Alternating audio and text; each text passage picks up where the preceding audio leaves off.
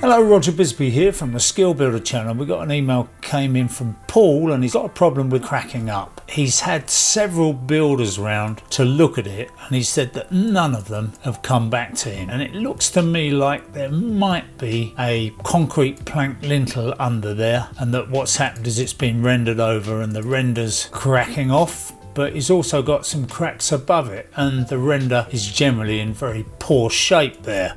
So builders have come around, they've looked at this and they failed to get back to him, and he's frustrated because he's saying, you know, I've had all these guys around, they've looked at it and none of them have quoted for it. Well, he also said that he's had penetrating damp through the gable end, and he said he's spent between 20 and 30,000 pounds on having jobs done on this property to no avail. Well, it's very difficult for me to see where that 20 to 30,000 pounds has been spent. It looks in very poor condition, doesn't it? From the builder's point of view, I know a lot of people are very frustrated by this and they kind of say, oh, builders are so unreliable, they don't get back to me.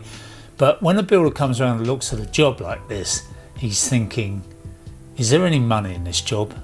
I mean, first of all, you know, they're not in it for love, they're in it for money. So you've got to think all the time, you know, you've got your bills to pay.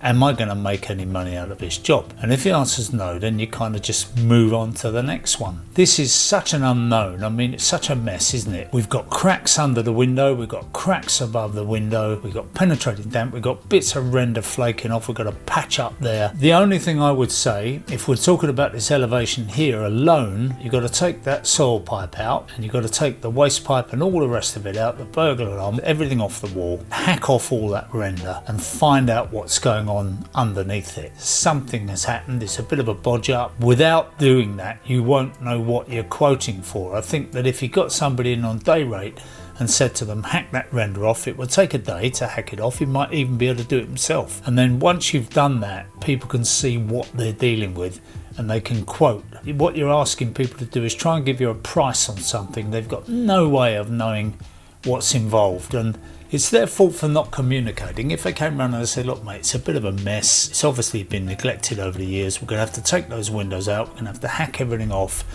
and then we might start replacing the lintels, putting some mesh on it or some fiberglass mesh and re-rendering that whole elevation there. And then I think you'd be onto something. I think you'd be all right, you know, and you could spend say 10,000 quid on it and you'd have a result. But without that, there's no point messing around piecemeal trying to fit a lintel in there and patch up. It's just not going to look anything, is it? I mean, that's my opinion of it. I don't know what you builders think or what you customers think. Have you been let down by builders? Are you constantly frustrated by the fact that they don't get back to you? The reason could be that they just don't like the job or that they don't like you. I'm not saying that in Paul's case, obviously, but in some cases, people take one look at a customer in exactly the same way as a customer may look at a builder and say, I don't fancy the look of them, there's something about them that I don't trust. Builders will also look at customers and use their intuition and their experience to say, this customer, this isn't going to work out well for us. So if you're a builder and you agree with me or disagree with me, what would you do if you saw this job? Would you run a mile or would you tackle it? And if you would tackle it, how would you tackle it? That's important, isn't it?